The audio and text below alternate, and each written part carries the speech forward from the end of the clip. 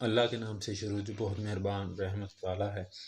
کیا اس گمان میں ہو کہ جنت میں چلے جاؤ گے اور ابھی تم پر اگلوں کی زیر و داد نہ آئی پہنچی؟ انہیں سختی اور شدت اور ہلا ہلا ڈالیں گے، یہاں تک کہ کہہ اٹھا رسول اور اس کے ساتھ کے ایمان والے، کب آئے گی اللہ کی مدد؟ سن لو، بے شک اللہ کی مدد قریب ہے۔ تم سے پوچھتے ہیں کیا خرچ کریں؟ تم فرماؤ جو کچھ مال نیکی میں خرچ کرو تو وہ ماں باپ اور قریب کے رشتہ داروں اور یتیموں اور محتاجوں اور راہگیر کے لیے ہے، اور جو بھلائی کرو بے شک اللہ اسے جانتا ہے۔ تم پر فرض ہوا خدا کی راہ میں لڑنا، اور تمہیں ناگوار ہے اور قریب ہے کہ کوئی بات تمہیں بری لگے اور وہ تمہارے حق میں بہتر ہو، اور قریب ہے کہ کوئی بات تمہیں پسند آئے اور وہ تمہارے حق میں بری ہو، اور اللہ جانتا ہے اور تم نہیں جانتے۔